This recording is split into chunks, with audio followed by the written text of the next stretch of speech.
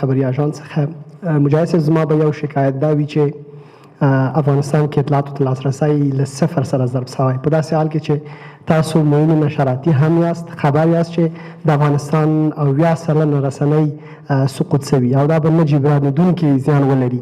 پوښتنه مې دا ده چې موږ نن خبر درلود په ننګرهار کې په سرود کې بېګا شپه په یو واده کې موسیقي غږول شوې ده. ستاسو ځواکونو په هغوی بریدونه کړي دي او متاسفانه چې 12 کسانو ته پکې مرګ ژوبله اوښتي. پوښتنه دا ده چې تر پرونه پورې د جمهوریت یا نظام ړنګېدو لپاره وژل کېدو، نن به د مغرب د شعارونو د پلي کولو لپاره وژل کېږو که څنګه؟ پوښتنه بله مهمه پوښتنه دا ده چې تاسو دومره ډېره نړۍ نه تمه لرئ، مرستو غږونه کوئ، عالمي وایاست چې نړۍ د تاسو سره مرسته وکړي. په کوم مخ نړۍ تاسو سره مرسته وکړي؟ نړۍ تاسو ته وروستیو کتنو غونډو نه معلومیږي روسیې فارمټ، ایران غونډه او نور خبرې اترې محکاري چې دوی تاسو ته 3 شرطونه ټاکي، د ښځو ګډون، ټولګډونه مسله، د ټولګډونه حکومت مسله او بله مهم مسله د نجونو د ښوونځیو پیلېدو مسله ده چې نن 440 ورځ ده چې متاسفانه لا تر اوسه پورې د امارات هېڅ ځواب ورته نه ویل کېږي. نو په کوم مخ نړۍ تاسو سره تعامل وکړي او مرسته وکړي؟ مننه. اول خو د ننګرهار په باره کې دا ووایم چې دا به یوه پیښه وي، زموږ تحقیقات روان دي، دا تر اوسه نه ده تثبیت شوې چې دا موضوع څرنګه پیښه شوې، آیا کوم شخصي موضوع ده که څرنګه. اسلامي امارت په صفوفو کې هېڅوک هم حق نه لري ما سوا د ارشاد دعوت له وزارت نه چې داسې موسیقي مخه ونیسي یا د نورو کارونو. هغوی هم د دعوت له لارې نه حق لري چې مخه ونیسي، دا اصولي لار ده.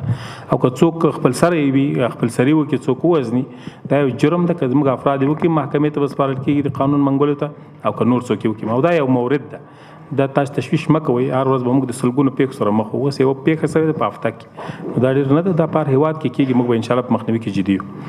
او دومره داسې تاسو ویلې نړۍ په کوم مخ موږ سره مرسته وکړي. اول خو زه د افغان ژورنالیست په توګه تا نه سوال کوم چې ته څرنګه نړۍ ته دا حق ورکوې چې زموږ په داخلي مسایلو کې دوی په موږ شرط کېږي او یا د زموږ رسمیت تړل د هغو شیانو پورې مربوط دي چې د افغانانو مربوط دي.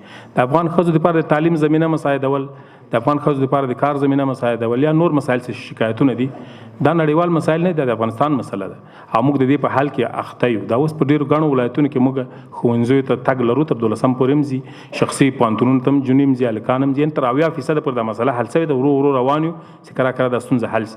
ولې ته د یو افغان په شکل، زه د یو افغان په صفت نور ورنه دا باید خارجیانو ته اجازه ورنکړو چې موږ په داخلي چارو کې دوی په موږ شرط کړي.